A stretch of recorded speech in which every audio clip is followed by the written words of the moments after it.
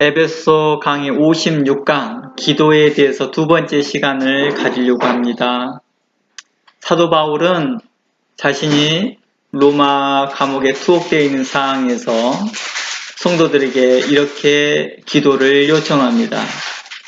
나로 이 일에 당연히 할 말을 담대히 하게 하려 함이라. 그러니 나를 위하여서 복음의 비밀을 담대히 말할 수 있도록 나를 위해서 기도해 주십시오 라고 에베소 성도들에게 요청합니다. 물론 이 에베소서는 에베소 교인들만 회람된 것이 아니라 당시에 아시아 교회에 전체적으로 회람되었던 것을 생각해 본다면 사도 바울은 아시아 교회에 이 기도를 요청한 것입니다.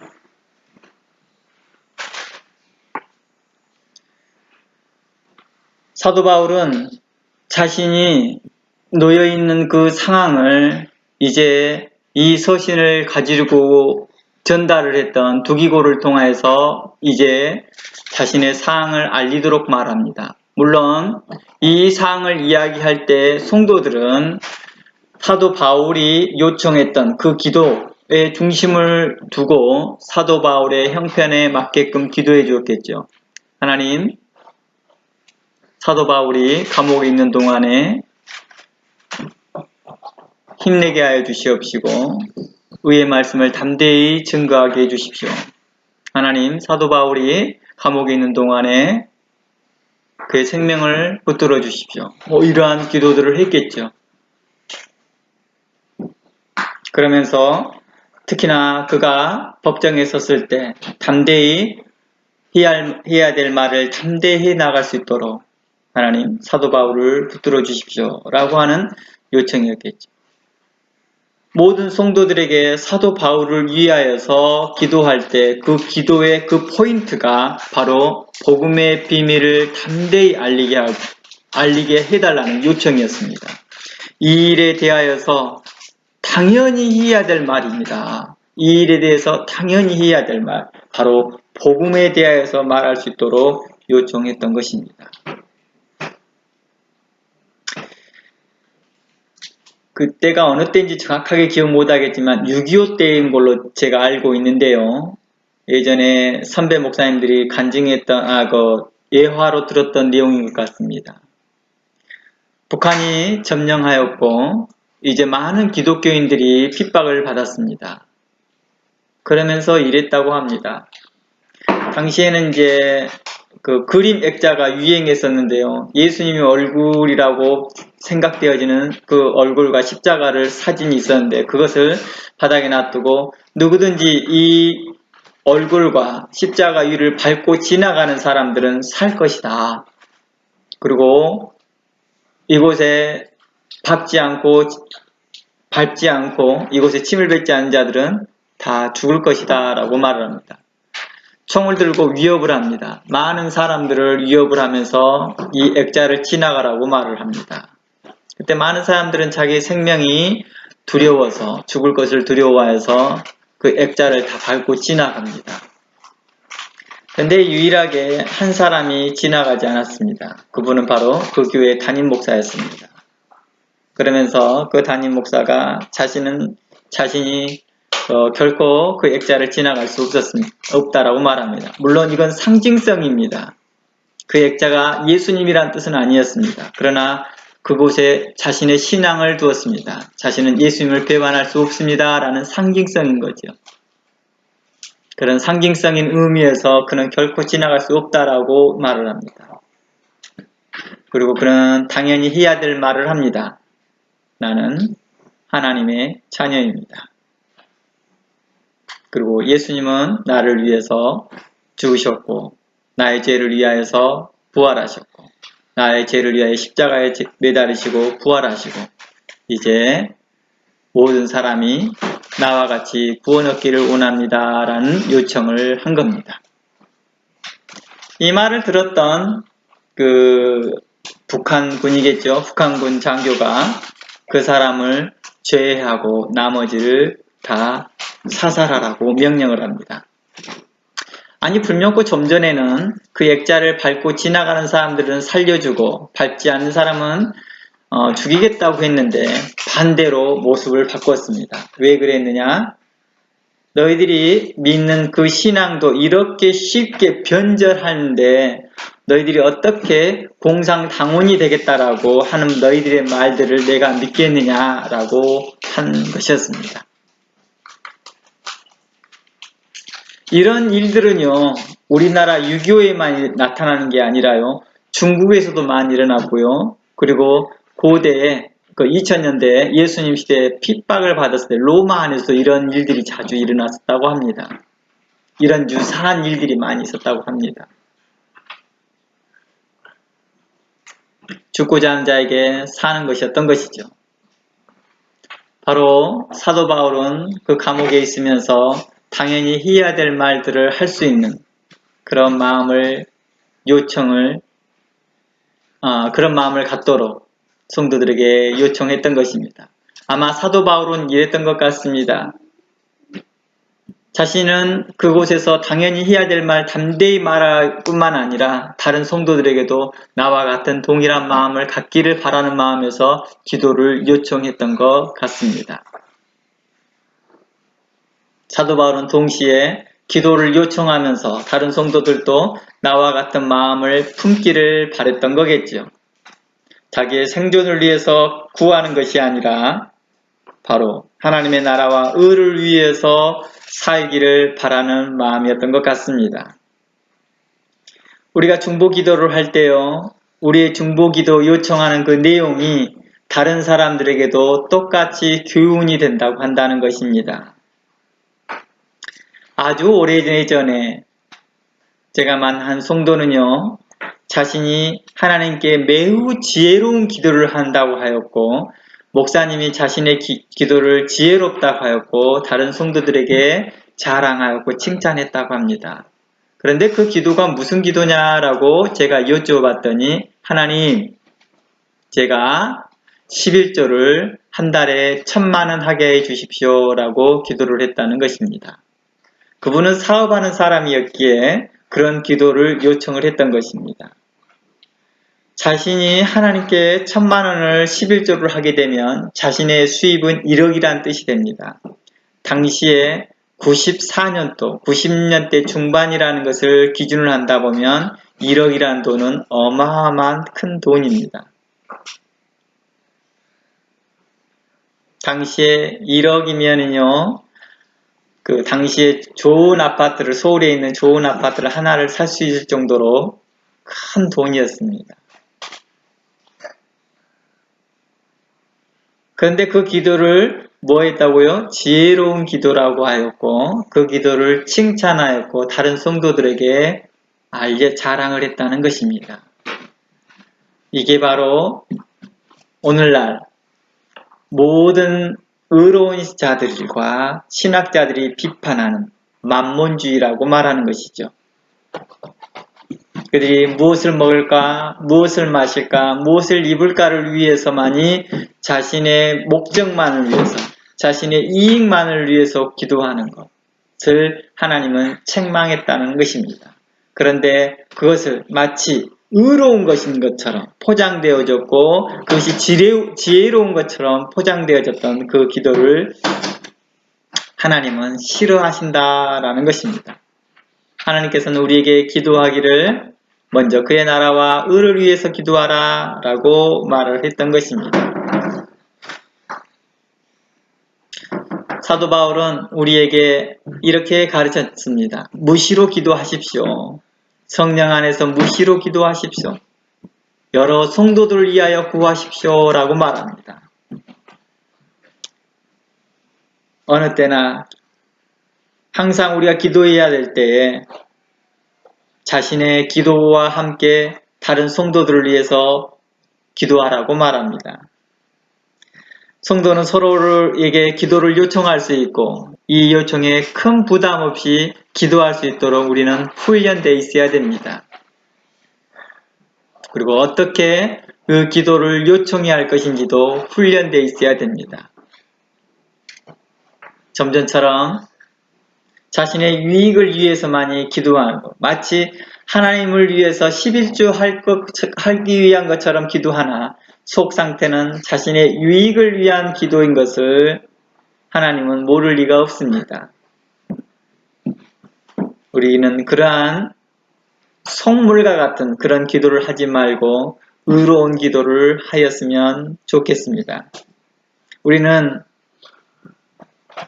서로에게 기도 요청을 할 때 서로의 부담 없이 서로 요청하는 기도인 것은 좋지만은 그 기도가 의로운 기도 요청이었으면 좋겠습니다. 사도 바울이 에베소 교회와 당시의 소아시아 교회에 요청했던 그 기도가 의로운 기도였던 것처럼 말입니다. 당시에 사도 바울이 궁핍하였고 당시에 위급하였고 감옥에 있어서 당장이라도 어떤 재판의 결과가 나올지 모르는 그 상황에서 사도 바울은 자신의 유익을 구하는 기도를 요청하는 것이 아니라 바로 하나님의 나라를 위해서 구했다는 것입니다. 그리고 그 기도의 요청은 또 그대로 성도들에게 많이 교훈이 되어질 것을 사도 바울은 알고 있었다는 것입니다.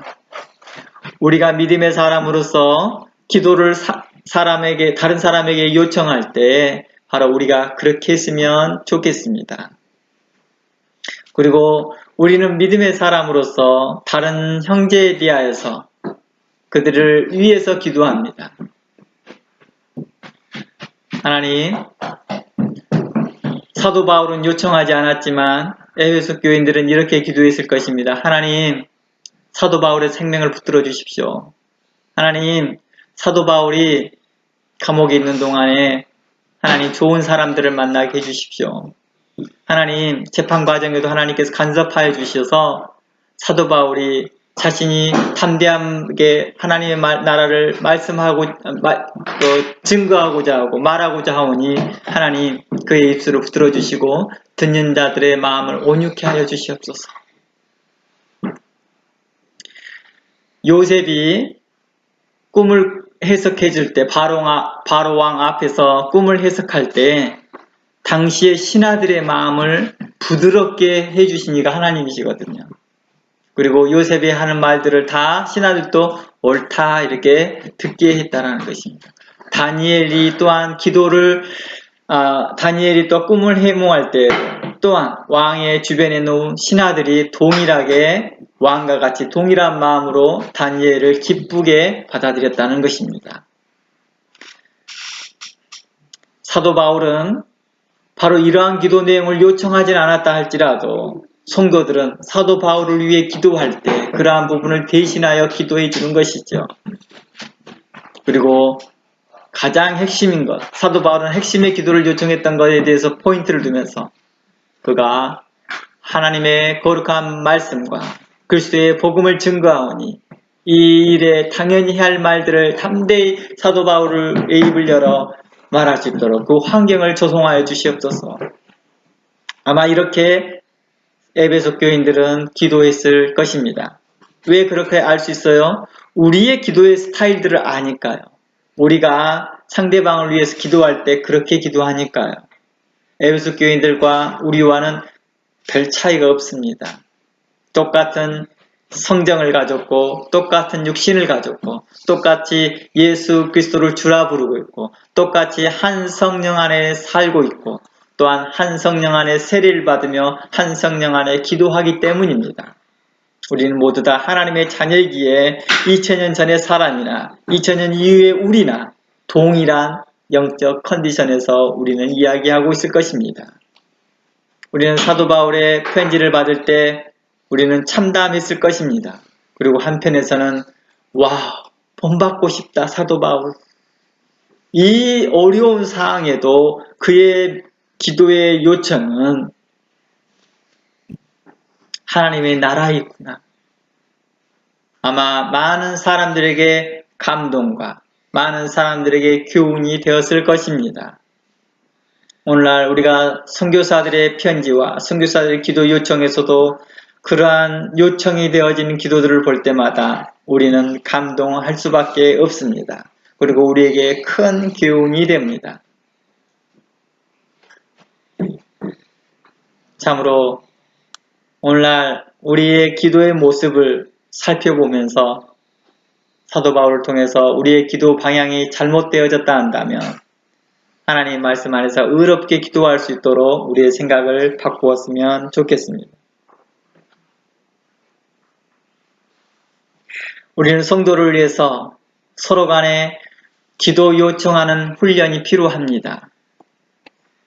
그냥 나는 하나님의 사람이니까, 나는 믿음으로 경건하게 살고 있으니까, 나는 목회자니까, 나는 선교사니까 자신의 기도는 내가 다 알아서 해 라고 하는 그러하지 말고 기도를 요청하는 훈련도 필요하다는 것입니다. 기도해 주십시오 라고 요청하는 것입니다. 그런데 우리는 막연하게 기도해 주십시오 라고 하지 말고 구체적인 말들을 하면 더 좋겠죠. 사도 바울과 같이 내가 믿음의 고백인 것이죠. 기도 요청은 또 하나의 신앙 고백이며 또 하나의 믿음의 고백이라는 것입니다. 그것처럼 기도 요청을 할 때 우리의 믿음의 고백이 나오며 우리의 신앙의 고백이 나왔으면 좋겠다는 것입니다. 이걸 또 다른 말로 말하면 우리의 성경적 가치관을 말한다라고도 표현할 수 있을 것입니다. 사도 바울은 매우 성경적 가치관의 기도를 요청한 것입니다. 하나님 나라와 의를 위하여 간구했던 것입니다. 그는 자신의 사항을 두기부가 말해줄 것을 이미 알고 있기에 핵심적인 기도, 하나님 나라와 의를 위하여 기도했던 걸 요청했던 것입니다. 반대로 우리는 다른 형제들을 위하여서 기도할 수 있는 의로운 마음이 가졌으면 좋겠습니다. 일부러 당신의 기도 제목이 무엇입니까? 라고 물어보지 않는다 할지라도 또 그렇게 할 필요도 없고요. 알아서 기도해주면 좋을 것입니다. 바로 이러한 것들을 우리가 필요로 할 것입니다. 물론 상대방의 기도를 알면 무엇을 향하여 기도해야 될지를 분명한 선이 있기에 좋기는 하겠지요. 그러나 말하지 않는다 할지라도, 내가 또 물어볼 형편이 아니다 할지라도 우리는 그들을 위해서 기도하면 좋겠습니다. 저희 집은 이제 매번 식사 때마다 돌아가면서 기도를 합니다. 어린아이들부터 시작해서 어른까지 돌아가면서 기도합니다. 누가 기도하던 그 시간은 모두에게 경건하며 모두에게 은혜와 감동을 주는 시간입니다. 그리고 하나님의 역사를 기대합니다. 그 기도 가운데 중보기도가 있고 그 기도 가운데 우리의 가족과 또 우리의 친척과 또 우리의 교회와 또 주변의 사람들을 위해서 한 사람 한 사람 생각나는 사람들을 지목하여 기도하기도 합니다.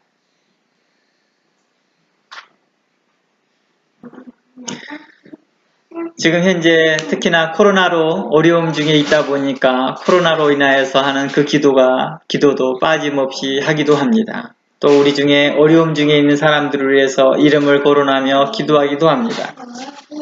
이러한 기도의 습관들, 또 이러한 기도의 훈련들은 매우 유익합니다. 이것은 바로 성도들이 서로 유기체적으로 하나 되어 있던 모습들을 생각하기 때문입니다. 서로 사랑 안에서 어떻게 교제할 것인지를 서로 알게 하기 때문입니다.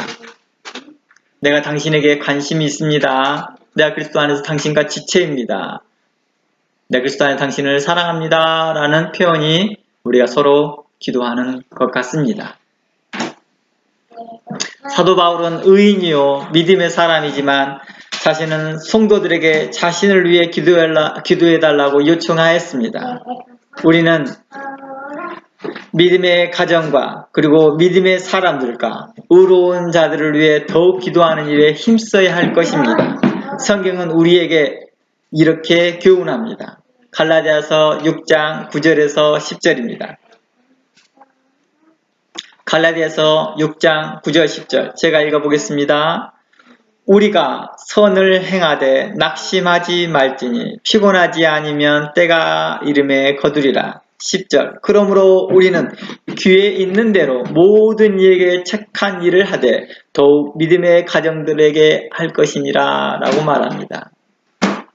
착한 일들 가운데에서 바로 믿음의 가정에게 더 포인트를 두라 라고 말하는 것이 있습니다.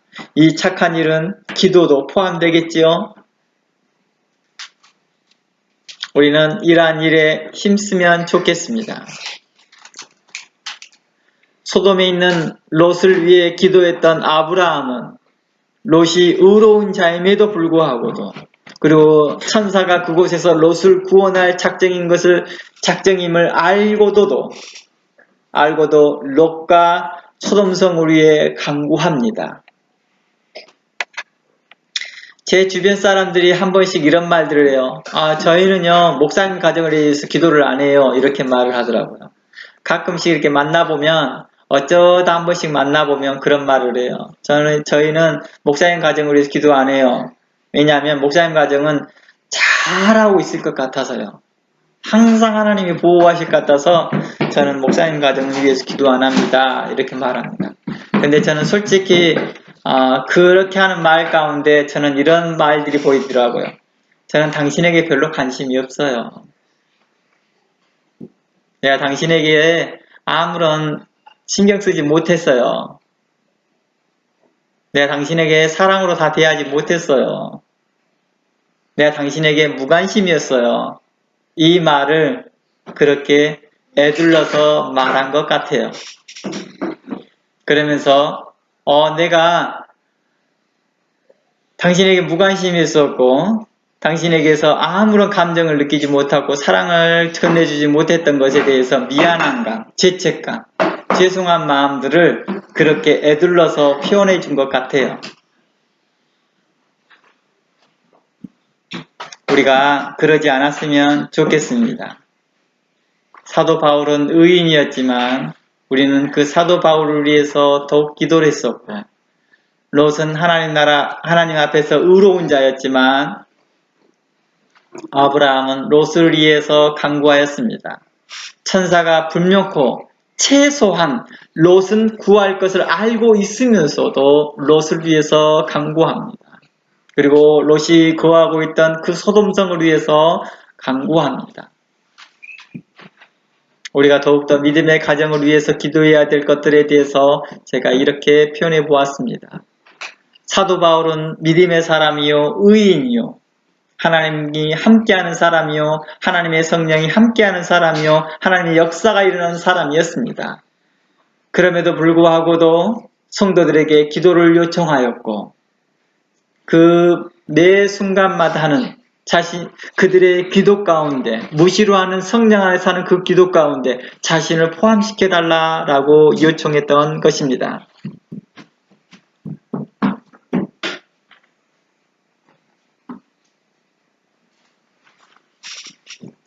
우리는 바로 이러한 기도 요청들을 생각해 보면 우리가 무엇을 해야 될 것인지를 생각해 보게 합니다. 기도가 매우 이타적인 삶을 살게 한다는 것입니다. 자신의 목적과 자신의 유익만을 위해서 기도하는 것이 아니라 바로 다른 사람의 유익을 위해 기도하는 것이 성도들에게 필요한 신앙의 자세라고 한다는 것입니다. 이타적이다라는 것은 다른 사람을 위해서라는 뜻이죠. 다른 사람을 위해서 산다라는 것입니다. 바로 이러한 기도들을 하였으면 좋겠습니다.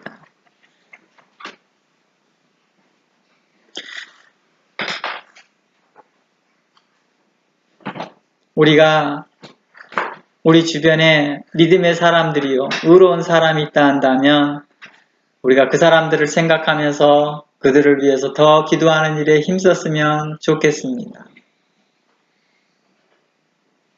저는 저희 어머님이 생존하고 계셨을 때 제가 자주 요청을 했거든요. 어머님, 저를 위해서 기도 부탁합니다. 많은 사람들을 기도 가운데서 저를 잃어버리지 말아 주십시오. 제가 자주 어머님께 그런 요청을 합니다. 어머니께서 연세가 많으시다 보니까 차츰차츰 이제 육체가 쇠하여지고 기도할 수 있는 힘이 약해질 때마다 저는 더욱더 저를 위해서 기도해 주십시오라고 요청드렸습니다. 그리고 몇 달, 1, 2주 후에 다시 전화를 드려보면 어머니께서는 이제 너를 위해서 기도 다시 시작하고 있다. 물론 어머니께서 항상 할 때마다 그러죠. 너를 위해서 기도를 잃어버린 적은 없다라고 말씀을 하십니다. 그러나 더 열심히 있게 기도한다라고 말씀하시는 거죠. 저는 개인적으로 여러분들도 그렇게 했으면 좋겠습니다. 여러분에게 간구하기를 저를 위해서 기도해 주기를 요청하는 바입니다. 또한 여러분의 주변의 의로운 자들과 믿음의 신실한 자들을 향하여서 끊임없이 기도하기를 쉬지 않았으면 좋겠습니다. 성경의 한 의인은 이렇게 말합니다. 내가 주님께 기도를 쉬는 죄를 범하지 않겠습니다. 라고 함과 같이 우리가 기도하는 일에 힘을 썼으면 좋겠다는 것입니다. 특정한 시간을 정해서도 기도하는 것도 좋고 또한 어느 때나 걸어다니면서나 어떤 잠자기 전에나 잠잘 때도 그 사람이 생각났을 때 간단히 하나님께 간구하는 그런 기도의 습관들을 가졌으면 좋겠습니다. 작정하고 어느 시간대를 정하여서 기도하는 훈련도 좋습니다. 또한 기도 노트를 써보는 것도 좋습니다. 바로 이러한 일들을 해보면서 여러분들의 기도 가운데 항상 하나님의 사람들과 의인들이 꼭 포함되어져서 그들을 통하여서 더욱더 하나님의 나라가 담대히 증거되어지고 선포되어지고 알려졌으면 좋겠다는 것입니다. 하나님의 사람들과 하나님의 거룩한 복음을 가진 자들이 가장 바라고 있는 것은 하나님 나라를 담대히 증거하는 것입니다. 목회의 성공도 아니요 사역의 성공이 아니라 담대히 복음을 증거하는 것입니다. 교회 안에서도 그렇습니다. 오래전 곽선희 목사님께서 은퇴하시고 목회자들 대상으로 세미나 하면서 그런 말씀을 하시더라고요. 내가 작은 교회를 할 때와 대형 교회 옥하는 목사님인가요? 정확하게 잘 모르겠습니다. 곽선희 목사님인 줄 알았습니다만은 그분이 그런 말씀을 했던 것 같습니다. 오랜 세월 동안에 기도를 하는 중에 목회를 하는 중에 더 이상 시간을 낼 수 없는 것들 그리고 나는 그것이 많은 사람들이 모여오는 것이 목회 성공인 줄로 알았던데 나중에 보니까 내 입술을 족쇄를 매는 족쇄였다라고 표현을 합니다. 해야 될 말들을 하지 못하고 장로들이 이 말을 하라 저 말을 하면 어쩔 수 없이 해야 되는 자신의 상황을 보면서 한탄스러웠다라고 말합니다. 우리는 사도 바울이 로마에 있었지만은 많은 학자들이 그럽니다. 사도 바울이 로마에 있었지만은 아마 가택연금 쉽게 좀 자유롭게 활동할 수 있고 서신서도 이렇게 쓸 수 있을 정도 보면 자유로웠을 것이다 라고 말을 합니다. 우리가 어느 때는 그렇게 되어지지 않나 싶습니다. 아마 곽선희 목사님은 아마 그러한 입장이었지 않았나 싶습니다. 교회 규모가 커지다 보니 창살 없는 감옥 같은 곳에서 있으면서 아마 그런 말을 하지 않았나 싶습니다. 그러면서 후회합니다. 그리고 자신이 은퇴하고 나서 회개했다고 합니다. 그리고 후배 목사들에게 이렇게 말합니다. 담대히 할 말들을 하십시오. 교회 안에서 복음이 의롭게 증거되기를 원하는 것입니다. 합당하지 못하고 불법을 행하고 외식되어지는 그 기도의 삶과 외식되어진 성도의 삶을 보고 잠잠하지 아니하고 그들을 견책하고 책망하고 의로 교육하는 것이 필요할 것 같습니다. 사도 바울은 에베소 교인들에게 그랬던 것 같습니다. 에베소 교인들을 처음에는 믿음으로 격려하였을 뿐만 아니라 그들을 책망하고 바르게 하고 그들의 문제점들을 정확하게 지적합니다. 너희가 그렇게 어리석더냐? 갈라디아 교인들에게는 대하여서 이러한 심한 말을 합니다. 에베소 교인들에 대해서는 너희가 옛날을 잃어버렸느냐? 네 과거에 어땠느냐? 너의 분수를 좀 알아라. 이러한 의미에서 야단치기도 합니다. 아마 그가 서신으로서 이렇게 말할 정도였으면 가까이 있었으면 얼마나 많은 말들을 했을까 짐작해 봅니다.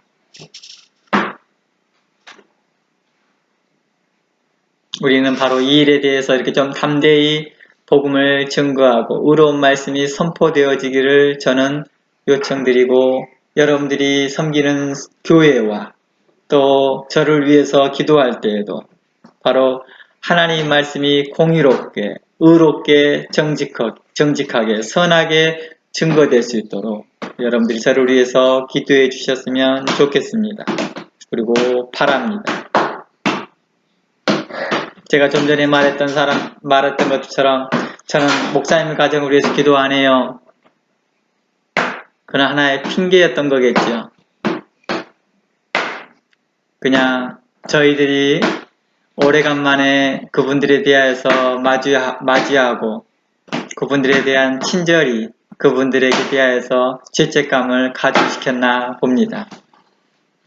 여하튼 우리는 하나님 앞에서 의로워졌으면 좋겠다라는 생각이 듭니다.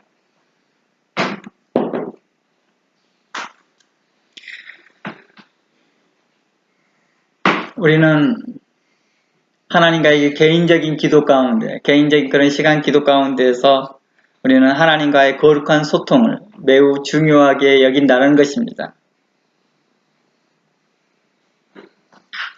그 기도는 하나님께서 우리에게 대하여서 요청하는 것은 무엇일까요? 요구하는 것은 무엇일까요? 우리의 경건에 합당한 삶을 살기를 원하셨던 것입니다. 우리의 경건의 개인의 시간들과 경건의 일기를 쓰는 거나 경건의 노트를 쓰는 것들은 매우 유익합니다. 여러분의 기도를 써보고 난 후에 그 기도가 성경에 부합한지 또 건강한 신앙에 부합한지 다시 한번 확인해 보는 필요가 있습니다. 여러분들은 기도 노트를 써놓고 난 다음에 끝 하지 말고 그 기도 노트를 마치 설교 노트처럼 다시 레퍼런스를 달고 다시 그곳에 관주를 달고 성경 본문을 연결시켜 주면서 이 기도를 확장시켜 보는 훈련들이 좋습니다. 오늘 또 샘의 기도는 우리에게 매우 은혜가 되어졌고 감동이 되어졌습니다. 우리 모두에게 유익한 기도요, 우리 모두에게 은혜를 끼치는 기도였습니다. 우리에게 매일과 같이 경건의 훈련들이 우리로 이렇게 해나가는 것 같습니다.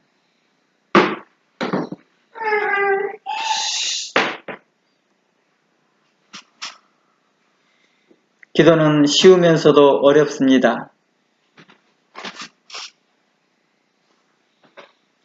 종종 우리가 대표 기도를 부담스러워하는 분들도 있지만은요, 실상 이 일은 경건의 훈련이 부족해서일 수도 있습니다. 또는 물론 대표 기도하는 기회가 많이 없다 보니까 그런 기회가 한 번씩 오면 부담스러워하는 분도 있을 수도 있습니다. 그러나 일반적으로는 개인적인 경건의 훈련이 부족할 때 그런 경우가 나타나다는 것입니다. 그러니 경건의 훈련에 힘쓰였으면 좋겠다는 생각이 듭니다. 이러한 훈련 가운데 내 이웃과 또 하나님 앞에 합당한 기도들을 어떻게 해야 될 것인지 또 사랑을 어떻게 공급할 것인지를 배우게 될 것이기 때문입니다. 기도는 우리에게 매우 쉽습니다. 그러면서도 어렵기도 합니다. 마치 성경이 모든 사람에게 읽기 쉽고 모든 사람에게 감동을 주는 것이지만 어느 때는 또 성경이 우리에게 매우 어려움을 줍니다. 무슨 뜻인지 알지 못하고요. 또 배우게 합니다. 설교 시간은 모든 사람에게 은혜가 되지만 또 항상 그렇지 않는 것들처럼 기도도 또한 그렇습니다. 설교가 모든 사람에게 은혜는 끼치지만 항상 그렇지는 않습니다. 설교가 할 때 명확한 어조로 분명한 말로 하지 아니하고 제가 말을 어누리면서 또 앞뒤 문맥이 맞지 않는 말을 한 것처럼 이 말했다 저 말했다 왔다 갔다 하게 있으면 여러분이 듣기에 불편한 것처럼 기도도 또한 그러겠지요. 하나님 말씀이 시적절하게 시적절한 말과 성도들에게 은혜를 끼치는 말로 되어질 것처럼 기도도 또한 그랬으면 좋겠습니다. 그러기 위해서는 여러분들이 경건의 일기도 쓰고 경건의 노트를 쓰면서 여러분들이 계속 그 훈련들에 동참되어지면서 여러분의 기도가 성숙한 기도로서 되어지고 여러분의 삶 가운데서 윤택해졌으면 좋겠습니다. 다음 주에 계속해서 이 기도에 대해서 계속해서 살펴보고자 합니다. 오늘은 여기까지 여러분과 함께 말씀 나누겠습니다.